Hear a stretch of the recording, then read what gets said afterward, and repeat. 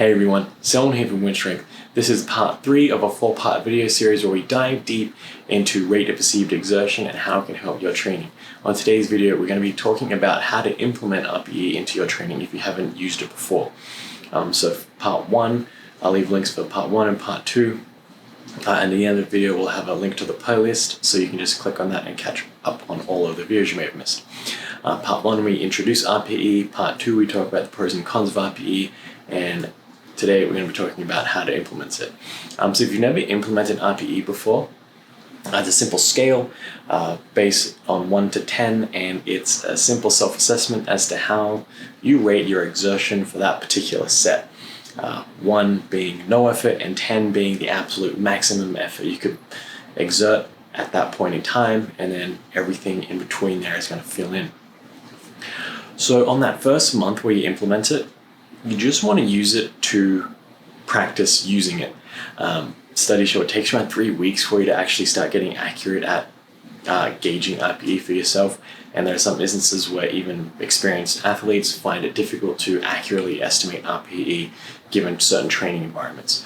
So with that in mind, for that first month, don't make any training decisions based off of what your RPE is. Simply use it to practice the skill of self-assessing and gauging that RPE. Keep it in your training diary, and then you can see where the trends are, and just simply asking yourself, how many more reps could I have done, is going to help establish that as a good practice there. So when we actually start implementing it into our training, the best way I found to do it is to aim your last warm-up set to be at an RPE 6. RPE 6 is kind of that fuzzy line where it starts to count as a training metric. Anything below 6 is kind of irrelevant data, and from 6 to 10 is really where we're going to be sinking our teeth into some effective training outcomes. So that last warm-up set should be RPE 6, and based on where that weight lies for that day is where you're going to base the rest of your training from. So I'll throw up some numbers here as to how I like to set up a warm-up set, and I will just read off of my phone because there are a lot of numbers here. So we start off with our target, say 3 sets of 6 reps at RPE 8, and based on last week's performance of 315 pounds at RPE 8, your target will be somewhere around 315 pounds, maybe 320 or 325 for this week.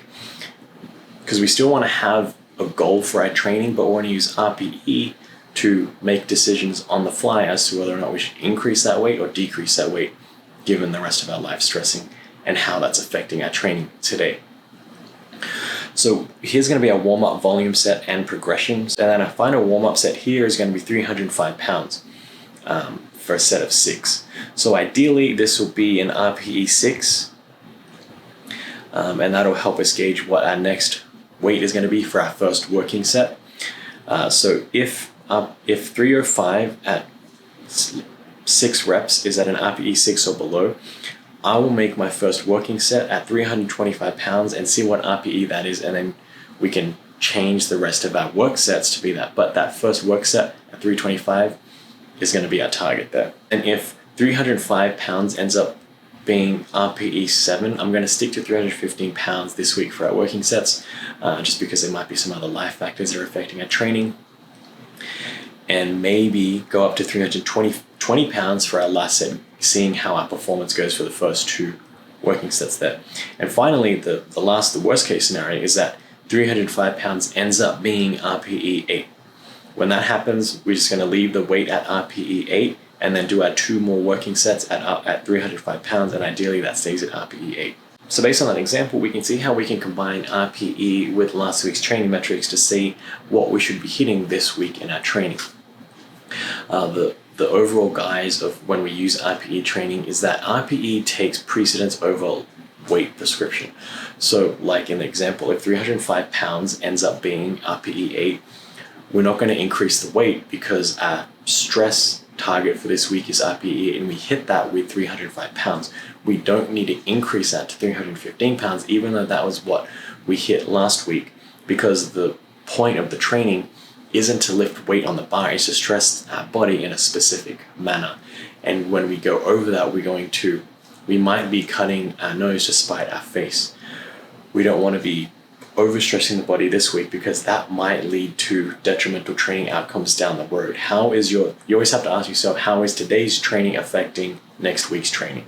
So finally, the next example is going to be how we can incorporate RPE to help us when we're training heavy singles.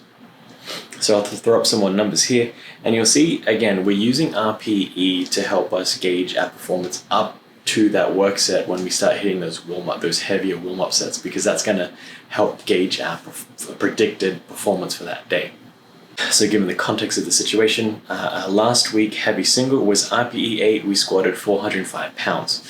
So here are the numbers that we're going to target for this week. First set, like almost every other warm-up I'm going to do, 45 pounds empty barbell at 20 reps. Set 7 with our final warm-up set of 385 pounds.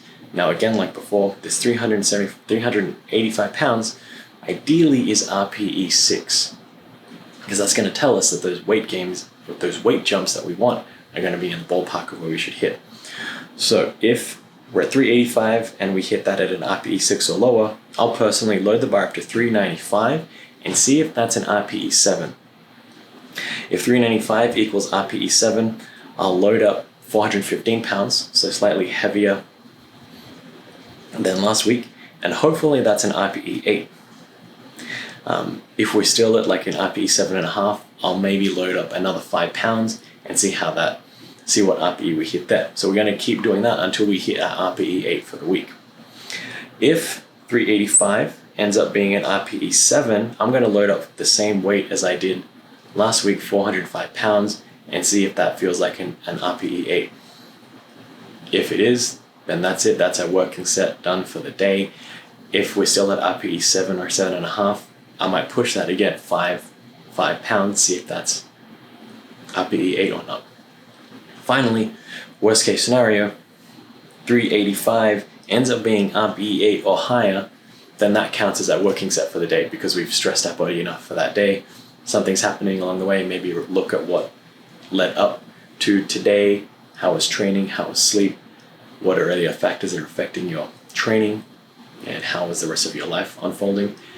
It's going to give you some indications as to what's happening with the training here and why we're lifting significantly less this week than we were last week. So with those two examples, we can see how we can tailor today's training based on stress for that day. So we obviously have some goals that we want to hit and some training metrics that we want to hit. But if our RPE is significantly different to what we're expecting it to be, we should definitely make those adjustments so that the stress that we're putting on the body is at that right level for where our body is for that day. So hopefully you found that helpful. This has been Selwyn from Wynn Strength, and remember, a better life through strength. Heavy single.